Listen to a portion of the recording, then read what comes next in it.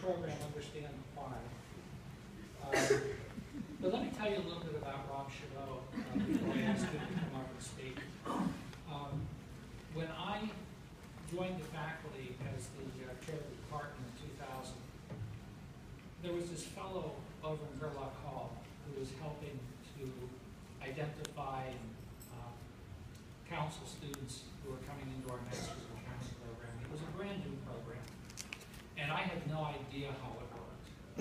And Professor Arya was still in high school at the time, so he wasn't involved. But all of a sudden, we had fabulous students who were being counseled in a marvelous way, who really took seriously the possibilities of the Masters of Accounting program. And so that's when I first met Rob Chabot. And fortunately for all of us, Rob has continued to stay involved in the program while he's been promoted multiple times. And I will guess that Rob has a very warm feeling about this program, as I do for him. So, Rob, please join us up.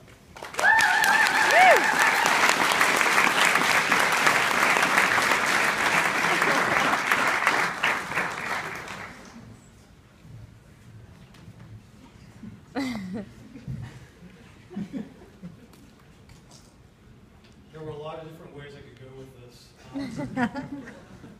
Serious, random musings. Those are basically the two options I thought of. Definitely went with the latter. Our esteemed keynote speaker said, "Don't fear the unknown. You should fear this." Where is Arya? There you go. So I'm going to try to not read my script, even though I'm going to have to get it and memorize this. But trust me, it's hilarious. I know that this event is important when I saw Arya in attendance. He's wearing a collared shirt. And he's also wearing pants. So you know this is very important. That being said, I really do not know why I was asked to speak today. No clue whatsoever, and I'm not joking. When somebody told me I was supposed to speak today at today's event, I said, who? And the answer was Arya. And so I thought, it's like, oh, me being up here, it's due to someone wearing a collared shirt and pants, so it totally makes sense now. So I got busy. I took a look at the agenda. That's this. I did get an advance copy. Thank you, Holly. And Molly. And I saw my name next to something called Mac Reflections. So I had no idea what I was supposed to do, what I was supposed to talk about. So I did what any world-renowned researcher in this world would do. So I went straight to Urban Dictionary. The groans. So I thought, okay, let's break this down. Mac and reflections. Okay. So reflections is an easy one. I look for a good definition. I go to my trusty source, Urban Dictionary. I find this entry. It sounds pretty good. Something that you can see yourself in, as in a mirror, or in another person similar to you. Serious thought or consideration. And then it closes with, it's also a very good Tool song. Very confused. So then I went to the word Mac, and I found 3 definitions. The other 2 I'm not going to say. I cannot say out loud, especially in mixed companies, so bear with me. Everybody has access to the internet, you can go read yourself. So what I found was, this is interesting, Mac. It's a scaggy place to live. It's full of bag heads and hood rats, smells as well, but has the sickest skate scene around. So I looked for this place on Google Maps, and it showed my house. So I thought, okay, Google Maps is broken, so what am I going to do? So I spent some time researching, thinking. I was macking and I was reflecting, and established the following. 3 things. This event is important. You know, like I said, Ari's wearing pants and he's wearing a shirt with collars. Has to be important.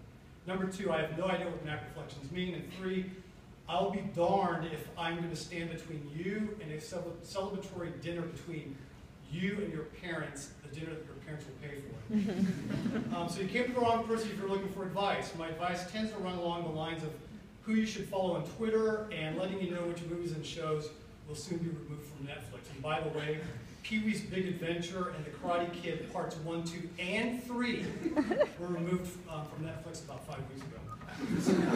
So anybody who's spoken to me for more than 5 minutes has probably heard my tired high school stories. They've heard my tired stories of working for the Big Four back when it was called the Big Eight, and my tired stories about how I consider life to be unfair because some people get to keep the hair they were born with on their head. I learned random things about each Mac class. I learned about some of these things when students come to visit, when students are around campus, and the best source is via hearsay and rumors. I went with the latter. Here are some random things I remember or think I know about this year's class. And this is actually a true story. Austin Zarbuck, where is he? He's got the red shirt, once told me his name rhymes with Starbucks. I appreciated how he took the initiative to point this out to me. We were on a community service project about a month ago, and I learned that Kiara knows how to sew. I saw her in a sewing machine, and she was like doing stuff and making magic. Real stuff was coming out the other end. I was very impressed. I also learned that Tim, co-chief, has this ridiculously large floppy hat that's probably outlawed in most states, and if it is, it should be. I've also learned that the following nicknames are part of the current class.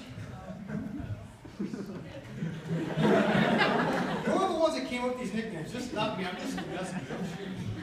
DJ Zambones, Sauce, Claw, spelled C-L-A-U for some reason, Speedy, my absolute favorite, Hooby Dooby Doo.